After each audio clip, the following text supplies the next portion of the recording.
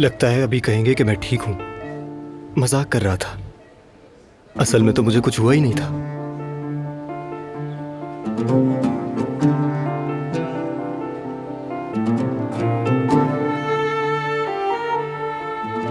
काश के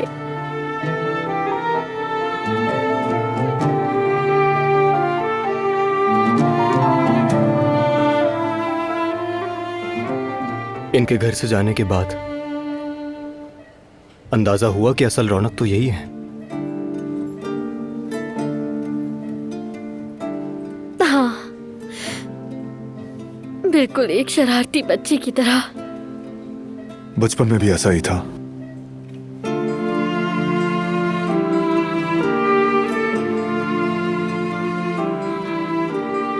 अजीब वक्त पर अजीब बात कहकर सबको हंसा देता था।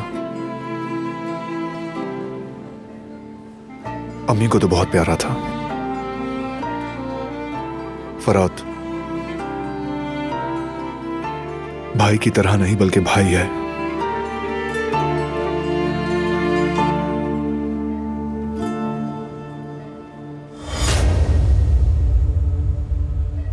तुमको बड़ा भाई मानता है वो, और जेहान को छोटा।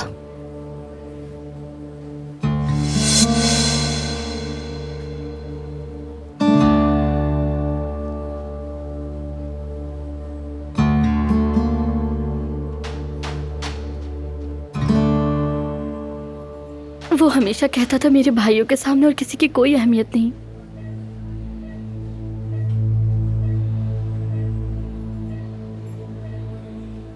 जेहान पर तो जान छिड़कता था।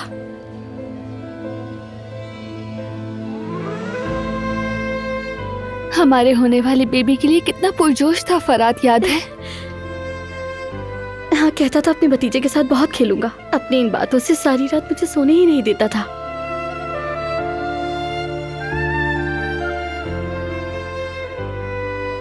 पता है मुझे प्यार से क्या कहता था?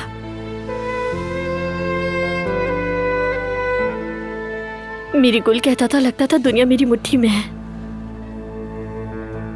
एक बार वो जाग जाए, गुल उसका साया बनकर साथ रहेगी। तुमने उसे बदल दिया है गुल। उसने तुम्हारे साथ रहकर खुद को संवारा है। फरात बहुत खुशकिस्मत है। तुमने उसकी जिंदगी में आकर सच्चाई का सामना करना सिखाया। अगर हम एक दूसरे को खो बैठे भाभी, अगर उसे कुछ हो गया तो मैं जी नहीं पाऊंगी। कुछ नहीं होगा। फरात भाई बहुत मजबूत है, जल्द ही इस मुश्किल से बाहर आ जाएंगे।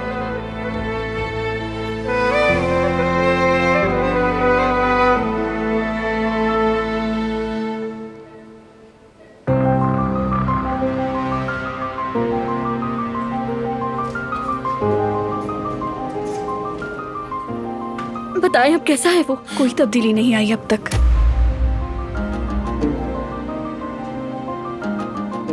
क्या हम अंदर जा सकते हैं? सिर्फ एक शख्स अंदर जा सकता है, वो भी थोड़ी देर के लिए।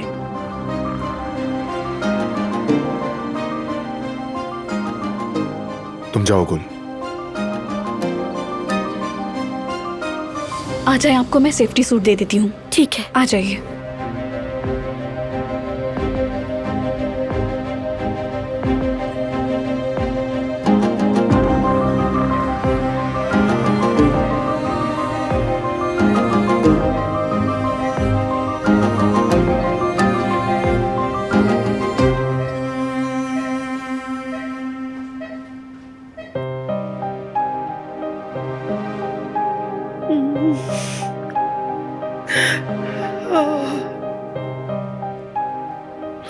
फराता, मेरे बच्चे,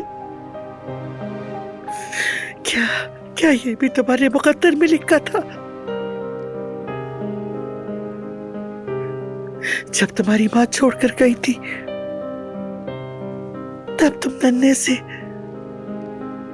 दुनिया से बेखबर मासूम से बच्चे थे। एक दिन स्कूल से आया तो कितना पुरजोश, कितना बेकरार था। कहने लगा दादी फौरन डाकखाने चलना है। मैंने पूछा बेटा डाकखाने में क्या करोगे? तो उसने बस्ते से एक लिफाफा निकाला। उस्ताद ने काम दिया था जिसे चाहो जिसे याद करो उसको खत लिखो। उसने अपनी माँ को खत लिखा था। खत में उसने वो सुर्ख रिबन भी रख दी थी जो उस्ताद ने अच्छा पढ़ने पर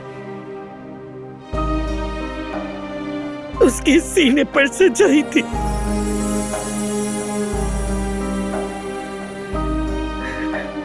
उस वक्त उसने कितने यकीन से कहा था फौरन चले डाकखाने ताकि जवाब भी फौरन आ जाए। दादी, मेरा दिल पिघल गया, मेरा कलेजा मुंह को आ गया। मैं कुछ ना कह सकी उससे। मैंने उसे मिलाकर कहा,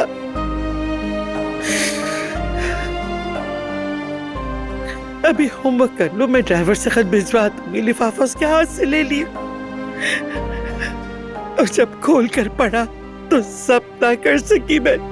उसने बहुत एहतमाम से वो खत लिखा था अपनी माँ को, और जब मैंने उसे खोल कर पढ़ा तो उस खत में लिखा था कि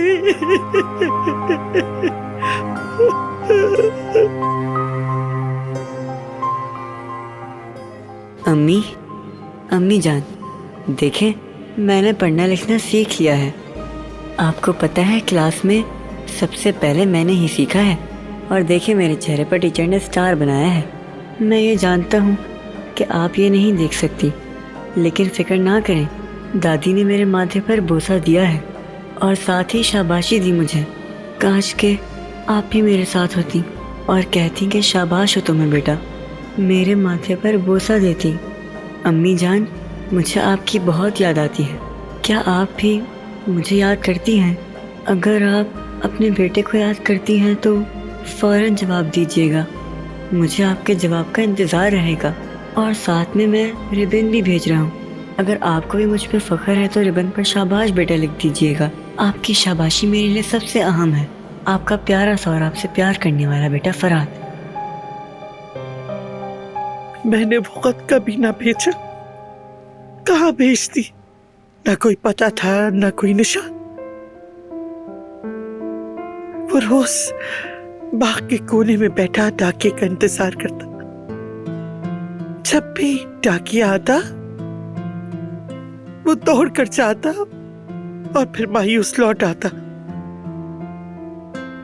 वक्त के साथ उसके कंधे झुक गए, आंखों की चमक मंदम पड़ गई। आखिरकार उसने उम्मीद ही छोड़ दी और माँ का नाम भी जबान पे लाना छोड़ दिया। मेरा बेटा किस्मत का मारा था, ना उसकी बचपन में मुस्कुराहट और ना ही उसकी जवानी में सुकून था। और अब मेरा बच्चा जिंदगी जिए बगैर हम सबसे रुख मोड़े अपनी आंखें मूंदे पड़ा है। मेरा बच्चा, मेरा बच्चा, मेरी जान, मेरा बच्चा। ऐसी बातें मत करें आप। फरहाद को कुछ भी नहीं होगा।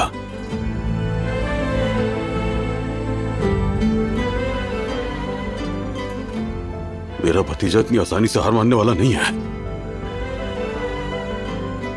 बहुत हिम्मत वाला है वो।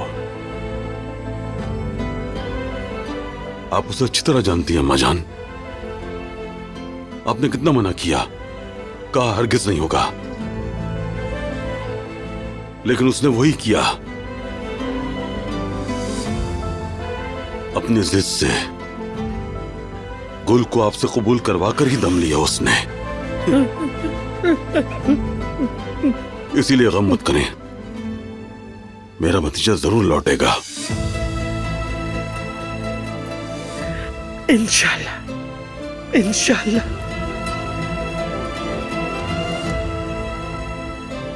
वो बहुत बाहिम्मत लड़का है। इस आजमाइश से भी गुजर जाएगा वो। इंशाल्लाह सब ठीक हो जाएगा।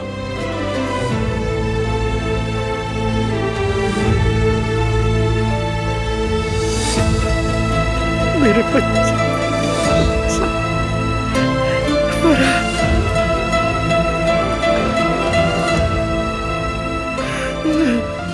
बेटा